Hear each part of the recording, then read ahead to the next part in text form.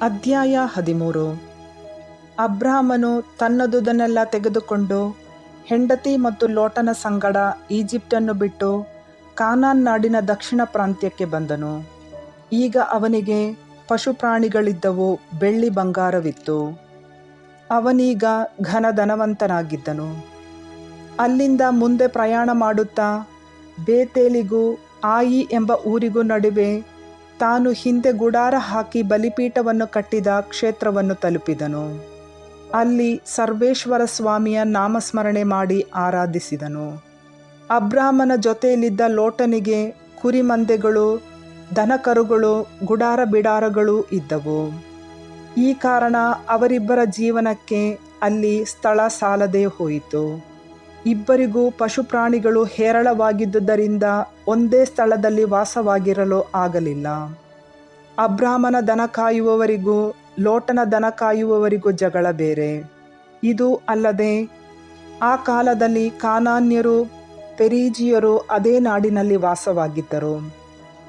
ಆದುದರಿಂದ ಅಬ್ರಾಮನು ಲೋಟನಿಗೆ ಹೀಗೆಂದನು: ನನಗೂ ನಿನಗೂ, ನನ್ನ ದನ ಕಾಯುವವರಿಗೂ ನಿನ್ನ ದನ ಕಾಯುವವರಿಗೂ ಜಗಳವಿರಬಾರದು.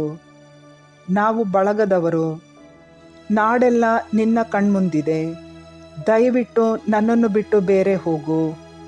ನೀನು ಎಡಗಡೆಗೆ ಹೋದರೆ ನಾನು ಬಲಗಡೆಗೆ ಹೋಗುತ್ತೇನೆ, ನೀನು ಬಲಗಡೆಗೆ ಹೋದರೆ ನಾನು ಎಡಗಡೆಗೆ ಹೋಗುತ್ತೇನೆ. ಲೋಟನು ಕಣ್ಣೆತ್ತಿ ನೋಡಿದನು. ಜೋರ್ಡಾನ್ ನದಿಯ ಸುತ್ತಲಿನ ಪ್ರದೇಶ ಚೋಗರೂರಿನವರೆಗೂ ಎಲ್ಲೆಲ್ಲೂ ನೀರಾವರಿ ಆಗಿರುವುದು ಕಾಣಿಸಿತು. ಸರ್ವೇಶ್ವರ ಸೊದೋಮ್ ಗೊಮೋರ ಪಟ್ಟಣಗಳನ್ನು ವಿನಾಶ ಮಾಡುವುದಕ್ಕೆ ಮುಂಚೆ ಈ ಪ್ರಾಂತ್ಯವು ಸರ್ವೇಶ್ವರನ ಉದ್ಯಾನವನದಂತೆ, ಈಜಿಪ್ಟಿನ ದೇಶದಂತೆ ನೀರಿನ ಸೌಕರ್ಯ ಪಡೆದಿತ್ತು. ಆದುದರಿಂದ ಲೋಟನು ಜೋರ್ಡಾನ್ ನದಿಯ ಸುತ್ತಲಿನ ಪ್ರದೇಶವನ್ನು ಆರಿಸಿಕೊಂಡು ಪೂರ್ವ ದಿಕ್ಕಿನ ಕಡೆಗೆ ಹೊರಟನು. ಹೀಗೆ ಅವರಿಬ್ಬರು ಬೇರೆ ಬೇರೆ ಆದರು. ಅಬ್ರಾಮನು ಕಾನಾನ್ ನಾಡಿನಲ್ಲೇ ವಾಸ ಮಾಡಿದನು. ಲೋಟನು ಜೋರ್ಡಾನ್ ನದಿಯ ಸುತ್ತಣ ಊರುಗಳಲ್ಲಿ ವಾಸ ಮಾಡುತ್ತಾ ಸೊದೋಮ್ಗೆ ಸಮೀಪದಲ್ಲಿ ಗುಡಾರ ಹಾಕಿದನು.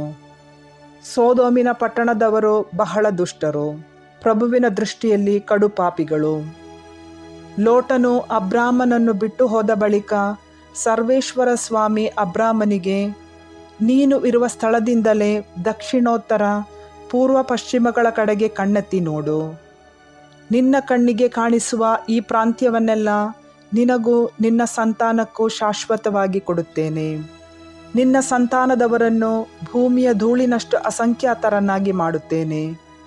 ಭೂಮಿಯ ಧೂಳನ್ನು ಲೆಕ್ಕಿಸಲು ಸಾಧ್ಯವಾದಲ್ಲಿ ನಿನ್ನ ಸಂತಾನದವರನ್ನು ಲೆಕ್ಕಿಸಲು ಸಾಧ್ಯವಾದೀತು. ನೀನೆದ್ದು ಈ ನಾಡಿನ ಉದ್ದಗಲಕ್ಕೂ ತಿರುಗಾಡು, ಇದನ್ನು ನಾನು ನಿನಗೆ ಕೊಡುತ್ತೇನೆ ಎಂದು ಹೇಳಿದರು. ಅಬ್ರಾಮನು ಅಲ್ಲಿಂದ ಹೊರಟು ಅಲ್ಲಲ್ಲಿ ಗುಡಾರ ಹಾಕಿಸಿಕೊಳ್ಳುತ್ತಾ ಹೆಬ್ರೋನಿನಲ್ಲಿರುವ ಮಮ್ರೆ ವೃಕ್ಷಗಳ ತೋಪಿಗೆ ಬಂದು ವಾಸ ಮಾಡಿದನು. ಸರ್ವೇಶ್ವರ ಸ್ವಾಮಿಗೆ ಅಲ್ಲಿ ಒಂದು ಬಲಿಪೀಠವನ್ನು ಕಟ್ಟಿಸಿದನು.